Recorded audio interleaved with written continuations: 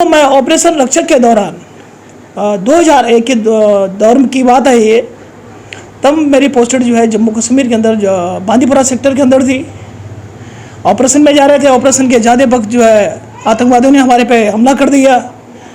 अब हमला जब हुआ तो उसमें ना तो कोई अधिकारी वर्ग देखा जाता है, ना तो कोई जवान देखा जाता है। उसके लिए सब बराबर है, क्योंकि जब व्हीकल एक होगा उस व्हीकल में आगे कौन बैठा है, पीछे कौन बैठा है, ये जरूर मुनसर करता है कि आगे आप कोई अधिकारी बैठा होगा, परंतु उस गोली का निशाना कहाँ से कहाँ जाएगा ये कोई नहीं जानता, क्योंकि वो जो आतंकवादी है वो एक झाड़ी में छुपा हुआ है। तो उस दौरान जो है हमारे पे जो है उन्होंने वहाँ पे आईडी ब्लास्ट कर दिया था। वीर सिंह जी सैनिक हैं, मेरे साथ पूर्व सैनिक हैं। ये 100% जो है कहीं ना कहीं डिसेबल हैं। इनकी अभी मेरी बात चल रही थी, इनकी आंख भी इफेक्टिव है, इनके गले पे गोली छू के गई है, हाथ पे है, पाँव में है। और क्या बताऊं, मतलब मैंने शायद कोई अंग छोड़ा हो जो नहीं बताया हो। हाथ मैंने बता दिया, पाँव मैंने बता दिया, गला अगर आप ध्यान से देखेंगे छाती तक फटी हुई है, इन्होंने बताया था मेरे को। जय हिंद, जय भारत। और आप इस समय देख रहे हैं CCA न्यूज़ 24 चैनल। मेरा नाम है दिनेश गर्ग जैन, कड़वे सवालों वाला। मौजूद हूँ इस समय मैं देहरादून के अंदर, और वीर सिंह पवार हैं, पूर्व सैनिक हैं, इस समय मेरे साथ मौजूद है। एक मैंने अभी ऑफ कैमरा में इनसे बात करा था, मैं खुद भावुक हो गया था इनकी वो कहानी सुनकर, वो दास्तां सुन करके। मुझे लगा कि एक बार आप लोगों तक भी वो चीज़ जरूर जानी चाहिए, क्योंकि सिर्फ यही उससे पीड़ित नहीं थे।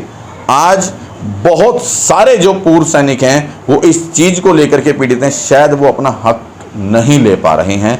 और हालांकि इन्होंने हक छीना है, और उस हक को छीनने के लिए भी एक लंबी तपस्या करी है, लंबी लड़ाई लड़ी है। एक जवान की जिंदगी क्या होती है समझने की जरूरत है। एक जवान हमारे पूरे भारत को सुरक्षा मुहैया करवाता है, खुद असुरक्षित रह के भी जो है हमारे भारतवासियों को सुरक्षा मुहैया कराता है। उसको खुद नहीं पता होता कि कौन सी गोली कब और कहाँ आके लगेगी, क्योंकि गोली के ऊपर नाम नहीं लिखा। वो जवान को लगेगी, जेसीओ को लगेगी या अफसर को लगेगी, लेकिन नहीं पता होता। इस तमाम चीज़ों को देखते हुए सरकार ने एक स्कीम निकाली थी, एक जो है भत्ता निकाला था, जिसे MSP जोखिम भत्ता कहा गया था।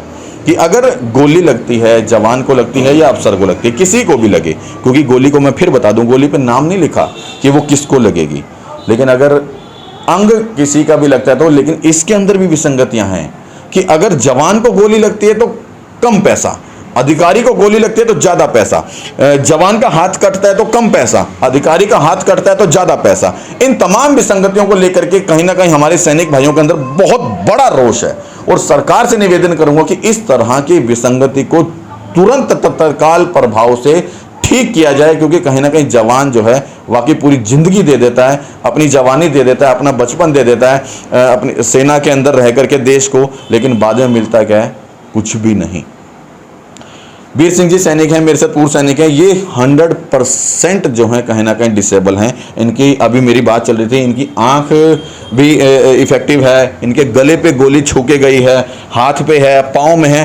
और क्या बताऊं, मतलब मैंने शायद कोई अंग छोड़ा हो जो नहीं बताया हो। हाथ मैंने बता दिया, पाँव मैंने बता दिया, गला अगर आप ध्यान से देखेंगे छाती तक फटी हुई है, इन्होंने बताया था मेरे को। अच्छा, किस तरह से वीर सिंह जी, सबसे पहले तो आपको सैल्यूट करूंगा मैं दिल से कि इतना तमाम चीज़ें आपने देश के लिए करा है।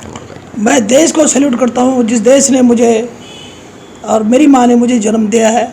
और CNC न्यूज़ चैनल को मैं और दिनेश गर्ग जी को भी बहुत बहुत धन्यवाद करता हूँ, जो दिल्ली से देहरादून तक मेरी एक गौरव सैनिक, एक विकलांग सैनिक की बात को सुनने के लिए आए हैं। मैं उनको तहे दिल से देहरादून देवभूमि उत्तराखंड में उनका स्वागत भी करता हूं। और उन्होंने मुझे जो प्रश्न पूछा है कि आप MSP को लेकर क्या कहना चाहते हैं, मेरा सवाल शुरुआत यहाँ से करेंगे हम। वो कौन सा दौर था, आप कहाँ पे पोस्टिंग थी, किस लड़ाई में थे जब आपको ये हुआ, मैं वो जानना चाहूँगा सबसे पहले। जी, ये लगभग मोटा मोटा मान के चलो कारगिल की लड़ाई के बाद में जम्मू कश्मीर के अंदर समय समय पर अपने हम लोग सेना के हमारे जो वरिष्ठ अधिकारी हैं, क्योंकि अपने ऑपरेशनों को नाम में तब्दील करते रहते हैं। तो मैं ऑपरेशन रक्षक के दौरान 2001 के दौर की बात है ये। तब मेरी पोस्टेड जो है जम्मू कश्मीर के अंदर बांदीपुरा सेक्टर के अंदर थी। ऑपरेशन में जा रहे थे। ऑपरेशन के ज़्यादा वक्त जो है आतंकवादियों ने हमारे पे हमला कर दिया। अब हमला जब हुआ तो उसमें ना तो कोई अधिकारी वर्ग देखा जाता है, ना तो कोई जवान देखा जाता है। उसके लिए सब बराबर है, क्योंकि जब व्हीकल एक होगा उस व्हीकल में आगे कौन बैठा है, पीछे कौन बैठा है, ये जरूर मुनसर करता है कि आगे आप कोई अधिकारी बैठा होगा, परंतु उस गोली का निशाना कहाँ से कहाँ जाएगा ये कोई नहीं जानता, क्योंकि वो जो आतंकवादी है वो एक झाड़ी में छुपा हुआ है। तो उस दौरान जो है हमारे पे जो है उन्होंने वहाँ पे आईडी ब्लास्ट कर दिया था। आईडी ब्लास्ट में हमारी पूरी गाड़ी जो है तबाह हो गई थी, जिसमें हम करीबन 15 सैनिक जो है अपनी बहुत बुरी ढंग से जख्मी हो गए थे और कुछ जवान उसमें इस दुनिया से हमारे से चले गए, जो हमारे साथ में नहीं है आज। तो वहाँ से ये दौर शुरू होता है। तो जी जो एमएसपी का मुद्दा आपने यहाँ पे कहा, अगर देखो जी यहाँ पे एमएसपी मिलिट्री सर्विस पे एक जोखिम भत्ता है, जोखिम सबने उठाए, वहाँ पे मेरे अफसर ने भी उठाए उतना ही, मैंने भी उठाया, जो मेरा प्लेटून कमांडर था उसने भी उतना ही जोखिम उठाया। अब हम तीनों की एक जैसी डिसेबिलिटी हुई, तीनों हम एक जैसी एक ही ऑपरेशन में एक ही दिन पे हम तीनों एक जैसे, मेरा अधिकारी भी उसमें घायल हुआ है, हम तीनों की अपंगता बराबर 100% हुई। आपकी अपंगता कहाँ कहाँ हुई थी, कैसे हुई थी? सर वहाँ पे जो है जो गाड़ी थी वो उड़ गई थी, और जो मिलिटेंट्स थे उन्होंने दाएं बाएं से अटैक कर दिया था। तो जब उन्होंने आईडी ब्लास्ट से गाड़ी उड़ा दी, तो उन्होंने हमारी फौज के जो रेड फोर्स को उन्होंने डैमेज करने के लिए, उस अटैक को ज़्यादा नुकसान पहुंचाने के लिए उन्होंने जब पहाड़ियों से ऊपर से फायर कर दिया। उसमें जो है मेरे साथ के भी, या मेरी हो, हमारे जितने भी साथी हैं, काफ़ी बुरी ढंग से घायल हो गए, खुद को पता है। मैं आपके जानना चाह रहा हूँ कहाँ पे हुआ था, कैसे हुआ? तो वहाँ पे जो है इतनी जख्मी हो गया था, खुद को पता नहीं था कि मैं इस दुनिया में हूँ या नहीं हूँ, जिसमें मेरा पूरा गला फट गया था। ये गला दिखाई दे रहा होगा, मेरी आवाज़ भी उसी के कारण जो है बहुत कम है, सांस लेने में भी बहुत दिक्कत होती है, मैं पैदल भी बहुत कम जा पाता हूँ, और आई साइड भी बहुत कम हो चुकी है, जिसकी वजह से देखना भी काफ़ी मुश्किल है। और पूरी छाती फट गई थी, और दोनों हाथ जो है पूरे टूट गए थे, दोनों टांगे। एक बार अगर मैं देखना चाहूँगा तो दिखा सकते हैं, एक बार ऊपर करके। सर देखो, सैनिक कभी अपना बदन किसी को दिखा के अपने को इतना कमज़ोर नहीं समझता है कि मैं अपना बदन दिखाऊं तब दुनिया मुझे देखे। इस चीज़ को मैंने अपनी जो विसंगति, जो मेरे अंदर जो अपंगता है, मैंने उसको आपको मुंह से बताया। अगर मैं अपने अपंगता को सार्वजनिक करूंगा तो वो ये शायद मैं ये कहूँगा कि मैं अपने देश के लिए थोड़ा सा धोखा दे रहा हूँ। तो यहाँ पे जो है, जो मिलिट्री सर्विस पे के अंदर जो विसंगतियाँ हैं, तीनों की हमारी बराबर अपंगता हुई, तीनों की जो है अलग अलग डिसेबिलिटी पेंशन बनी। जब अपंगता हमारी सारी बराबर बनी है, लड़ाई हमारी एक थी, तो हमारी डिसेबिलिटी पेंशन में जो है अलग अलग भेदभाव क्यों किया गया? मैं सरकार से, अपने अधिकारियों से, जो इस समिति जिन्होंने इसका गठन किया है, उनसे अनुरोध करता हूँ, विनम्र प्रार्थना करता हूँ, अपने माननीय मुहिम राष्ट्रपति जी से, माननीय प्रधानमंत्री जी से, माननीय रक्षा मंत्री जी से, कि इसमें मैं अब एक विकलांग सैनिक की पुकार है कि आप इसमें इसको गहराई से देखें। नहीं, मोदी जी तो ये कहते हैं कि हमने जो भी जिसको भी डिसेबिलिटी होती है हम उसको पूरा हक देते हैं, जवान को कभी हम हक नहीं मारते हैं। देखो साहब, ऐसा है कि हमारे माननीय प्रधानमंत्री जी ने हमारा हक हमें दिया है, हम ये नहीं कहते आपको आपका जो डिसेबिलिटी हुई थी उसका हक मिला, आपको मिला है, मगर उसके साथ विसंगति हुई है। क्या विसंगति हुई है? उसके विसंगति ये हुई है कि जैसे मेरे 100% दिव्यांगता है, मेरे को मिलती है 28,000 रुपये, और एक कर्नल साहब से मेरी जो है डिसेबिलिटी के आधार पे उनको मिलती है 2,58,000 रुपये। देखो साहब, अंग मेरा भी उतना ही बर्बाद हुआ, और कर्नल साहब का वो तो अफसर है ना, बड़े अफसर हैं वो। देखो सर, बड़े अफसर, उनको बड़े अफसर का उनका पे स्केल बड़ा है, उनको पे स्केल मिलता है, उनको उस चीज़ की फैसिलिटी मिलती है। मैं एक सिपाही हूँ, मैं ये कहूँगा मुझे मेरे कर्नल साहब का राइट हक दिया जाए तो वो मुझे मेरी भूल होगी। उन्होंने इंडियन कमीशन प्राप्त किया है, मैंने इंडियन कमीशन प्राप्त नहीं किया है। मैं एक जनरल जीडी का भर्ती हूँ, जितनी मेरी क्वालिटी थी, जितनी मेरी क्वालिफिकेशन थी, उसके आधार पर मैंने अपनी जनरल ड्यूटी के लिए भर्ती हुआ। उन्होंने इंडियन कमीशन के लिए जो अप्लाई किया, इंडियन कमीशन बने, तो उनके उसके आधार पे उनके बेसिक पे लेवल जितने भी उनके आधार पे उनको मिलते हैं। तो इसके ऊपर अब मैं अपनी सरकार से अपनी गुहार लगाता हूँ कि इसके ऊपर ध्यान दें। और अब मैं एक विकलांग सैनिक की आवाज़ आपके चैनल के माध्यम से अपने माननीय मुहिम राष्ट्रपति जी, प्रधानमंत्री जी, रक्षा मंत्री जी को कहता हूँ कि ध्यान दें और हमारी आवाज़ को सुने। मतलब आप ये कहना चाह रहे हो कि अगर एक जवान का जो है अपाहिज होता है वो या कोई अंग उसका कटता है तो उसको और अफसर के अंग को कटने में कहीं ना कहीं अंगों में भी फर्क किया जाता है क्या? बिल्कुल बिल्कुल। देखो श्रीमान, जैसे आप उदाहरण के तौर पे मेरे ये हाथ, मेरी आँख चली गई, एक आँख चली गई, एग्जाम्पल मेरे कार का पर्दा चला गया, मेरी आवाज़ चली गई, यही अगर एक अफसर का गया, उसकी आँख क्या सोने की बनी हुई थी या हीरे की बनी हुई थी? हमारे अधिकारी की आँख अलग थी और मेरी मिट्टी की आँख बनी हुई थी। अंग तो बराबर है ना, शरीर के वैल्यू तो बराबर है ना। तो जब शरीर की वैल्यू बराबर होगी तो दिव्यांग पेंशन बराबर होनी चाहिए। ठीक है, तो अब आपने कितनी लंबी लड़ाई ली थी? क्योंकि आपने मुझे बताया था कि हक आसानी से नहीं मिला, उसके लिए भी आपको लड़ाई लड़नी पड़ी, कोर्ट तक जाना पड़ा। मैंने राउंड ऑफ पेंशन के ऊपर केस डाला था। इसके अलग अलग वो होते हैं, क्योंकि पेंशन के ऊपर भी जो पेंशन के आधार पे जो है डिसेबिलिटी पेंशन को अभी के हिसाब से इन्होंने जो है बनाया हुआ है, तो उसके आधार पे जो है फुल फिलिंग सर्विस जो करके आता था उसको disability pension, round of pension का बेनिफिट नहीं मिलता था। तो हम 43 आदमियों ने जो है केस डाला था दिल्ली EFT में।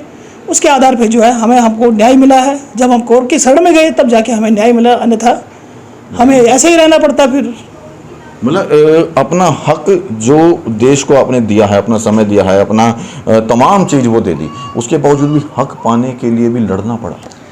देखो सर, देश के लिए अपना त्याग, बलिदान, तपस्या, ये हमारा देश है, वीरों का देश है। फिर मैं वीरों के देश से, मैं उत्तराखंड देवभूमि से आता हूँ। हमारा जो है एक सैनिक धाम देश भी बनाया अभी कुछ दिन पहले हमारे माननीय मुख्यमंत्री जी ने और माननीय प्रधानमंत्री जी ने। मैं उस प्रदेश का रहने वाला हूँ जिसकी अभिलाषा, चाहे प्रथम विश्व युद्ध हो, चाहे द्वितीय विश्व युद्ध हो, चाहे ब्रिटिश काल से हो, चाहे हमारे आज़ाद भारत से हो, कहीं ना कहीं हमने जो है अपनी खून की बलियाँ अपने देश के लिए दी है। अब इस चीज़ का हम प्रभाव भी नहीं करते हैं कि अगर हम देश के लिए अपने देश के लिए हम कुर्बान हो जाए और 6 फीट के तिरंगे पे लपेट के आ जाए, तो इसके लिए हमें भी ज़्यादा कोई इतना प्रभाव नहीं पड़ता है। और अपने देश के लिए ही, जो हमारे सबसे बड़ा देश होता है, देश के बाद हमारा अन्य जो भी है हमारा, उसके बारे में सोचते हैं। जब तक हम सेना के अंदर होते हैं तब तक हमारा सबसे बड़ा सर्वोच्च देश होता है। हमारे कोई राजनीतिक पार्टी नहीं होती है, ना ही हमें किसी राजनीति से इतना बड़ा ज्ञान होता है। जब आप डिसेबल हो गए थे, क्योंकि आप सेवा दे रहे थे देश को, जब आप डिसेबल हो गए तो आपको लगा था कि इतनी बड़ी मुझे लड़ाई भी लड़नी पड़ सकती है अपने हक की चीज़ लेने के लिए? कहीं ना कहीं सर, ये आदमी, जब हम भी एक सामाजिक प्राणी है सर, एक जवान भी सामाजिक प्राणी है और एक अफसर भी सामाजिक प्राणी है। भले वो हमसे अच्छे पढ़े लिखे होते हैं और हम कम पढ़े लिखे होते हैं, मानते हैं इस चीज़ को, क्योंकि वो एक इंडियन कमीशन लेके जाते हैं, हम एक जनरल GD के लिए जाते हैं। तो कहीं ना कहीं जो है हम भी आने के बाद जो है हमें भी पता चलता है कि इन चीज़ों में आपके ऊपर इन चीज़ों का जो है कहीं ना कहीं जो असर हुआ है। तो हम इन चीज़ों को फिर अपने पटल पे लाने पे लगे, क्योंकि आज तक जो आपने देखा होगा कि सेना के अंदर या सिविल के अंदर कोई किसी की आवाज़ ही नहीं उठाता था। दिल्ली जंतर मंतर से जो आवाज़ उठी वो किसी लिए उठी? इसीलिए तो उठी है 20 फरवरी 2023 से जो आदमी जंतर मंतर पे बैठा है, दिल्ली के जंतर मंतर पे बैठा हुआ है, उसका लड़ाई का मकसद क्या है? हर आदमी तक यही चीज़ पहुँचानी तो है। आपको तब कैसा लगा था जब आपको अपने हक की आवाज़ लेने के लिए कोर्ट के चक्कर काटने पड़े?